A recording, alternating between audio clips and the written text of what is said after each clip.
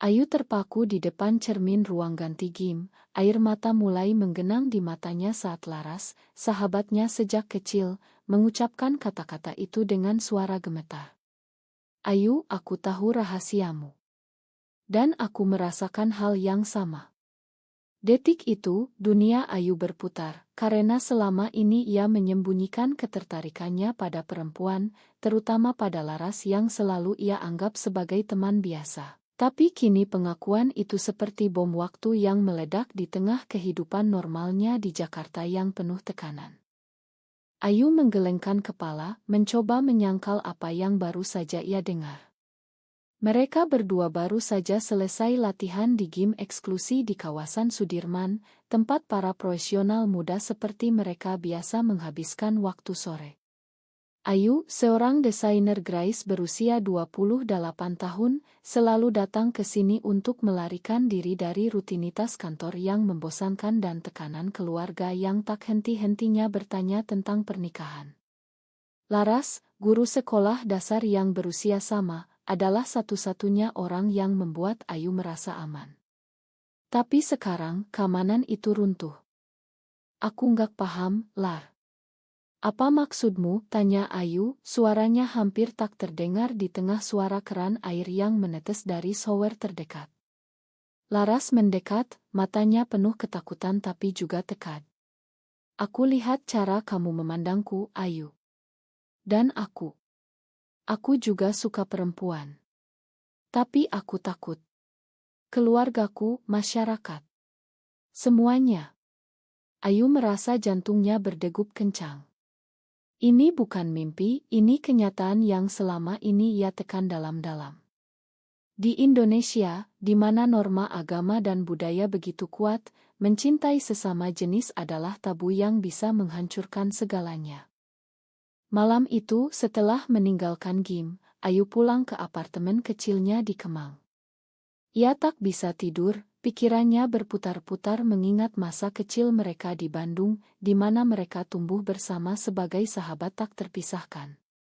Ayu ingat pertama kali ia sadar perbedaannya saat remaja, ketika teman-teman sebayanya mulai berbicara tentang cowok idola, tapi ia justru tertarik pada gadis di kelas sebelah. Ia menyembunyikannya, takut dicap abnormal oleh orang tua yang konservatif. Ayahnya, seorang pensiunan pegawai negeri, selalu menekankan nilai-nilai tradisional, sementara ibunya sibuk mengatur pertemuan dengan calon suami potensial. Pagi berikutnya, Ayu mendapat pesan dari Laras, kita harus bicara. Jangan abaikan ini. Ayu ragu, tapi ia setuju bertemu di kai kecil di Tamrin. Saat duduk berhadapan, Laras menceritakan semuanya. Ia sudah lama menyadari orientasinya, tapi menikah dengan seorang pria 2 tahun lalu untuk memenuhi harapan keluarga. Suamiku baik, Ayu. Tapi aku tak bahagia. Aku pikir dengan menikah, perasaan ini hilang. Tapi melihat kamu membuat semuanya kembali. Ayu terkejut, Laras sudah menikah. Itu berarti pengakuan kemarin adalah pengkhianatan terhadap pernikahannya. Konflik mulai merayap masuk. Ayu merasa bersalah, tapi juga ada getaran bahagia yang tak bisa ia tolak. Kita nggak bisa begini, Lar. Kamu punya suami. Laras menggeleng, air matanya jatuh. Aku tahu. Tapi aku capek berpura-pura. Apa kita harus hidup dalam kepalsuan selamanya karena masyarakat? Pertanyaan itu menusuk Ayu, yang selama ini juga berpura-pura normal demi keluarga. Ia ingat saat ibunya pernah bertanya kenapa ia tak punya pacar, dan Ayu berbohong bilang sibuk kerja. Hari-hari berikutnya, pertemuan mereka semakin sering, tapi selalu diam-diam, mereka berjalan-jalan di taman kota, berbagi cerita tentang mimpi yang tertahan. Ayu mulai merasakan kebebasan yang selama ini hilang, tapi juga ketakutan. Apa jika ketahuan? Di Indonesia, meski tak ada hukum yang secara eksplisit melarang hubungan sesama jenis, stigma sosial bisa menghancurkan karir dan keluarga. Ayu membaca berita tentang kasus diskriminasi terhadap komunitas LGBT, dan itu membuatnya gelisah.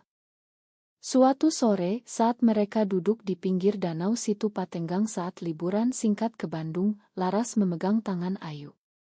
"Aku ingin meninggalkan suamiku untukmu." Kata-kata itu seperti petir. Ayu menarik tangannya, panik. "Jangan gila, Lar. Kamu akan kehilangan segalanya. Keluargamu, teman-temanmu." Laras tersenyum pahit. "Aku sudah kehilangan diriku sendiri. Apa gunanya hidup jika tak jujur?" Ayu tak bisa jawab, ia sendiri masih bergulat dengan identitasnya. Kembali ke Jakarta, Ayu mulai merasakan tekanan dari keluarga. Ibunya menelepon, mengatur kencan buta dengan anak temannya. "Kamu sudah 28, Ayu. Waktu berlalu cepat. Jangan sampai menyesal." Ayu setuju bertemu, tapi hatinya tak ada di sana. Saat makan malam dengan pria itu, pikirannya melayang ke Laras. Ia pulang dengan hati hancur, menyadari bahwa ia tak bisa lagi berpura-pura. Malam itu, Ayu menelepon Laras. "Aku takut, tapi aku juga ingin mencoba." Mereka memutuskan untuk bertemu lagi, tapi kali ini, ada bayangan ketakutan yang lebih besar. Ayu tahu keputusan ini bisa menghancurkan segalanya, tapi ia tak bisa mundur. Konflik baru saja dimulai, dan harga yang harus dibayar masih menunggu di depan. Beberapa minggu berlalu, hubungan Ayu dan Laras semakin dalam, tapi juga semakin rumit. Mereka bertemu secara sembunyi-sembunyi, di kai-kai kecil atau apartemen Ayu, menghindari mata-mata yang bisa mengenali mereka. Ayu mulai merasakan kebahagiaan yang autentik untuk pertama kalinya, tapi setiap kali Laras pulang ke rumah suaminya, hati Ayu seperti ditusuk. "Kapan kamu bilang ke dia?" tanya Ayu suatu malam, saat mereka berbaring di sofa sambil menonton film. Laras menghela napas. "Aku takut, Ayu. Dia orang baik, dan keluarganya sangat tradisional. Jika aku cerai, aku akan dicap buruk." Ayu mengerti ketakutan itu. Ia sendiri masih menyembunyikan semuanya dari keluarga. Suatu hari, ayahnya datang berkunjung ke apartemen. "Ayu, kamu kelihatan lesu akhir-akhir ini. Ada masalah?" Ayu berbohong, bilang stres kerja. Tapi ayahnya tak puas. "Kamu perlu menikah, Nak. Lihat sepupumu sudah punya anak.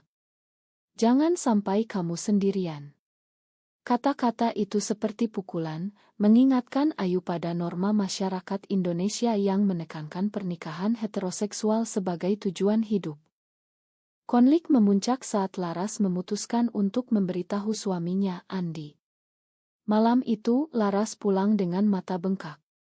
Dia marah besar, "Ayu. Dia bilang aku bohongi dia sejak awal." Ayu memeluknya, tapi dalam hati ia merasa bersalah. Andi, seorang akuntan yang tenang, tak pantas mendapat ini. Laras pindah sementara ke apartemen Ayu, tapi berita itu mulai menyebar. Teman-teman Laras mulai bertanya, dan gosip mulai beredar di lingkungan mereka. Ayu mulai merasakan dampaknya di tempat kerja. Rekan kerjanya, yang biasanya ramah, mulai menjauh setelah mendengar rumor dari teman bersama. "Ayu, benar nggak kamu? Kamu tahu, dengan Laras?" tanya salah satu rekan. Ayu menyangkal, tapi hatinya hancur. Di Indonesia, di mana agama mayoritas mengajarkan nilai-nilai konservatif, orientasi seksual seperti miliknya sering dianggap dosa. Ia ingat demonstrasi anti-LGBT di Jakarta beberapa tahun lalu, dan ketakutan itu membuatnya insomnia. Laras juga menghadapi tekanan dari keluarga. Ibunya menelepon setiap hari, menangis. "Kamu gila, Laras. Kamu hancurkan keluarga kami." Apa kata tetangga? Laras bertahan, tapi ia mulai ragu. "Mungkin aku salah, Ayu. Mungkin aku harus kembali ke Andi." Kata-kata itu seperti pisau bagi Ayu. Ia merasa dikhianati, meski tahu Laras sedang bergulat dengan mautun batin. Suatu hari, mereka bertengkar hebat. "Kamu pilih aku atau keluargamu," bentak Ayu. Laras menangis. "Aku tak bisa pilih, Ayu. Aku cinta kamu, tapi aku tak ingin kehilangan semuanya." Pertengkaran itu berakhir dengan Laras pergi, meninggalkan Ayu sendirian. Ayu merasa dunia runtuh. Ia menelepon sahabat lamanya, Maya, yang tak tahu rahasia ini. "Aku lagi down, Mai. Bisa ketemu?" Mereka bertemu di mall, dan Ayu hampir curhat, tapi ia urungkan. Maya, yang religius, pernah bilang LGD adalah pilihan salah. Keesokan harinya, Andi datang ke apartemen Ayu. "Kamu yang buat istriku begini," tuduhnya dengan marah. Ayu terkejut, tapi ia tetap tenang. "Kami saling cinta, Mas. Ini bukan salah siapa-siapa." Andi tertawa sinis. "Cinta? Ini penyakit. Kamu hancurkan rumah tangga kami." Ia pergi dengan ancaman akan memberitahu keluarga Ayu. Ayu panik, jika ayahnya tahu, ia bisa diusir dari keluarga. Laras kembali malam itu meminta maaf. "Aku tak bisa tinggalkan kamu, Ayu." Mereka berbaikan, tapi Ayu tahu ini baru permulaan. Mereka memutuskan untuk pindah ke Bali sementara, mencari ketenangan. Di sana, di tengah pantai dan sawah, mereka merasa lebih bebas. Tapi berita dari Jakarta datang, keluarga Laras memutuskan hubungan dengannya. "Mereka bilang aku bukan anak mereka lagi," kata Laras sambil menangis. Ayu merasa bersalah, tapi juga marah pada masyarakat yang tak memberi ruang bagi cinta seperti milik mereka. Ia mulai mencari komunitas LGD online, tapi hati-hati karena banyak kasus penganiayaan. Di Bali, mereka bertemu dengan pasangan lesbian lain yang berbagi cerita tentang perjuangan mereka. Itu memberi harapan, tapi juga realitas pahit, banyak yang kehilangan pekerjaan atau keluarga karena identitas mereka.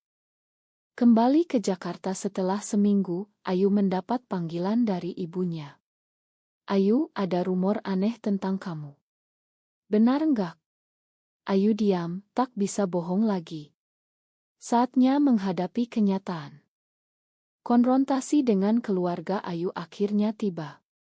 Ibunya datang ke apartemen, wajahnya penuh kekhawatiran dan kemarahan. "Ayu, katakan yang sebenarnya. Kamu dengan perempuan?" Ayu mengangguk, air matanya jatuh. "Iya, Bu. Aku suka perempuan sejak lama." Ibunya terduduk, menangis. "Ini salah didik kami. Apa kami kurang ajar agama?" Ayu mencoba jelaskan bahwa ini bukan pilihan, tapi bagian dari dirinya. Tapi ibunya tak mendengar. "Kamu harus berubah, Ayu. Pergi ke psikolog atau ulama." Ayahnya lebih keras. Saat ia tahu, ia marah besar. "Kamu bikin malu keluarga. Di Indonesia, ini nggak diterima. Kamu pilih, berubah atau jangan hubungi kami lagi." Ayu hancur, tapi ia tak mau berubah. "Aku tetap anak bapak, apapun." Ayahnya pergi, meninggalkan luka yang dalam. Laras mendukung Ayu, tapi ia sendiri sedang bergulat dengan perceraian. Andi mengajukan gugatan, tapi ia menuntut hak asuh jika ada anak, meski mereka belum punya. Di tengah kekacauan, Ayu kehilangan pekerjaan. Bosnya, yang mendengar rumor, memecatnya dengan alasan kurang okus. Ayu tahu itu diskriminasi, tapi di Indonesia, perlindungan bagi LGD masih minim. Ia mulai mencari kerja baru, tapi setiap wawancara, ia merasa takut rahasianya terbongkar. Laras juga resign dari sekolah, karena gosip membuat siswa dan orang tua protes. Mereka memutuskan untuk membuka usaha kecil, kayak ramah LGD di pinggiran Jakarta. Ide itu datang dari teman di Bali. Tapi realitas keras, modal kurang, dan lokasi sulit. Saat mencari investor, mereka ditolak karena image buruk. Ayu marah pada sistem yang tak adil. Kenapa kita harus sembunyi? Kita cuma ingin hidup normal. Konflik baru muncul saat mantan pacar Ayu dari masa lalu, seorang pria bernama Riko, muncul kembali. Riko, yang pernah ditolak Ayu tanpa alasan jelas, sekarang tahu rahasia. Aku bisa bantu kamu, Ayu. Tapi kamu harus tinggalkan gaya hidup ini. Ayu menolak, tapi Riko mengancam akan sebarkan foto mereka. Itu pemerasan, dan Ayu panik. Laras marah besar. Kita lapor polisi. Tapi Ayu ragu, polisi di Indonesia sering bias terhadap LUT. Mereka memutuskan konfrontasi langsung. Di pertemuan dengan Riko, Laras bentak dia. Kamu gak punya hak campur urusan kami. Riko mundur, tapi ancamannya meninggalkan bekas. Ayu mulai paranoia, merasa diawasi. Di tengah itu, Laras mendapat kabar ibunya sakit. Aku harus pulang, Ayu. Ayu mengerti, tapi takut Laras tak kembali. Saat Laras pergi ke kampung halaman di Yogyakarta, Ayu sendirian menghadapi badai. Ia bergabung dengan kelompok dukungan LUT, di mana ia bertemu orang-orang dengan cerita serupa. Satu di antaranya, seorang aktivis bernama Nita, bilang kita harus berjuang, bukan sembunyi. Laras kembali setelah seminggu, tapi berubah. Ibuku minta aku kembali ke Andi. Dia bilang ini kutukan. Ayu terkejut. Kamu percaya? Laras menggeleng tapi matanya ragu. Pertengkaran kembali pecah. Aku capek, Ayu. Mungkin kita salah. Ayu merasa dikhianati lagi. Kamu pilih mudahnya. Malam itu, Laras pergi lagi. Ayu menangis sendirian, mempertanyakan semuanya. Apa cinta ini layak untuk segala pengorbanan? Ia ingat masa kecil, saat ia dan Laras bermain tanpa beban. Sekarang, masyarakat telah merusak semuanya. Pagi harinya, Ayu mendapat pesan dari Nita, ada demo hak LUT besok. Ikut. Ayu ragu, tapi memutuskan ya. Di demo di depan Monas, ia merasa bagian dari sesuatu yang lebih besar. Tapi saat itu, ia melihat Laras di kerumunan, memegang tangan Andi. Hati Ayu hancur. Apakah ini akhir? Pengkhianatan Laras seperti pukulan telak bagi Ayu. Ia mendekati mereka di tengah demo, suaranya gemetar. Lar, apa ini? Laras terkejut, Andi memandang marah. Aku putuskan kembali, Ayu. Ma. Ayu tak percaya. Setelah semua yang kita lalui. Laras menunduk. Aku tak kuat. Keluargaku, masyarakat. Aku pilih aman. Andi menarik Laras pergi, meninggalkan Ayu di tengah kerumunan yang berteriak slogan hak asasi. Ayu pulang dengan hati kosong. Ia merasa bodoh telah percaya. Hari-hari berikutnya, ia fokus pada demo dan aktivisme. Bersama Nita, ia mulai kampanye online tentang diskriminasi LGBT di Indonesia. Postingan mereka viral, tapi juga mendapat ancaman. Kalian sampah masyarakat, komentar netizen. Ayu takut, tapi ia tak mundur. Ini adalah cara ia membayar harga untuk identitasnya. Keluarga Ayu mulai melunak. Ibunya menelepon. Ayu, aku lihat kamu di berita. Bahaya, nak. Ayu jelaskan perjuangannya. Bu, aku cuma ingin diterima. Ibunya diam lama lalu bilang, aku coba pahami. Itu langkah kecil, tapi berarti. Ayahnya masih keras, tapi setidaknya tak memutus hubungan. Laras menghubungi Ayu seminggu kemudian. Aku salah, Ayu. Aku tak bahagia dengan Andi. Ayu marah. Kamu khianati aku 2 kali. Laras menangis. Aku takut kehilangan semuanya. Tapi sekarang aku sadar, kehilangan kamu lebih sakit. Ayu ragu apakah ia bisa percaya lagi. Mereka bertemu di taman. Laras cerita bahwa Andi setuju cerai damai, tapi keluarga Laras masih menolak. Aku siap bayar harganya sekarang. Ayu memeluknya, tapi dengan hati-hati. Kita mulai dari nol, Lar. Tapi jangan khianati lagi. Mereka sepakat, tapi Ayu tahu luka itu tak hilang begitu saja. Konflik baru datang dari luar. Riko kembali, kali ini dengan bukti. Ia kirim Oto ke keluarga Ayu. Ayahnya marah besar, datang ke apartemen. Kamu hancurkan nama baik kami. Ayu bertahan. Ini aku, Pak. Terima atau tidak? Ayahnya pergi, tapi kali ini dengan air mata. Mungkin ada harapan. Di tempat kerja baru, Ayu mendapat dukungan dari rekan yang progresi. Ia mulai bangun impiannya dengan bantuan Nita. Laras bergabung dan mereka perlahan membangun kehidupan bersama. Tapi masyarakat masih keras. Suatu malam, mereka dirusak oleh kelompok radikal. Ini peringatan, tulis andal. Ayu dan Laras takut, tapi mereka lapor polisi dan lanjutkan. Dalam proses itu, Ayu merenungkan pilihan-pilihannya. Apa jika ia tetap sembunyi, hidup lebih mudah? Tapi ia sadar, itu bukan hidup. Ia mulai menulis buku tentang pengalamannya, berharap menginspirasi orang lain. Laras juga berubah. Ia bergabung dengan kelompok dukungan, berbagi cerita tentang mautun batin. Aku pernah pilih salah, tapi sekarang aku teguh. Mereka semakin kuat bersama, tapi harga yang dibayar mahal, kehilangan teman, keluarga, dan keamanan. Suatu hari, di acara komunitas LGB di Surabaya, Ayu berpidato. Kita bukan penyakit. Kita manusia yang mencinta. Tepuk tangan meriah, tapi di belakang ada ancaman. Mereka pulang dengan hati-hati.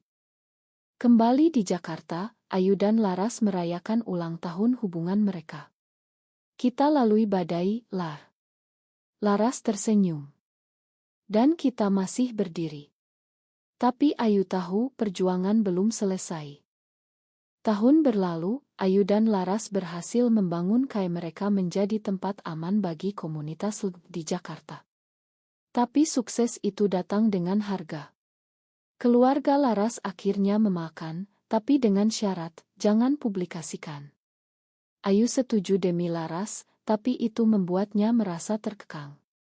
Kita masih sembunyi, Lar, tanyanya suatu malam. Laras mengangguk. Untuk sementara, ya. Konflik terakhir muncul saat Nita mengajak mereka ikut parade Pride internasional di luar negeri. Ini kesempatan tunjukkan kita ada. Ayu ingin, tapi Laras ragu. Bagaimana jika keluargaku tahu? Pertengkaran pecah lagi. Kamu masih takut, Lar? Setelah semua ini. Laras menangis. Aku sudah bayar banyak, Ayu. Jangan paksa. Ayu memutuskan pergi sendirian ke parade di Bangkok.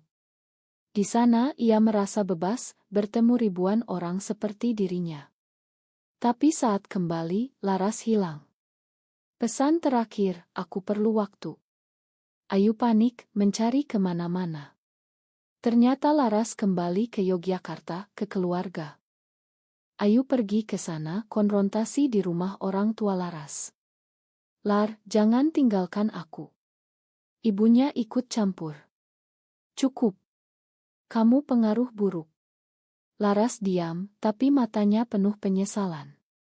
Aku pilih keluarga, Ayu. Ma. Ayu hancur, pulang dengan tangan kosong. Bulan-bulan berikutnya, Ayu fokus pada aktivisme. Ia menjadi pemimpin komunitas, berjuang untuk hak hukum di Indonesia. Tapi luka dari Laras tak sembuh.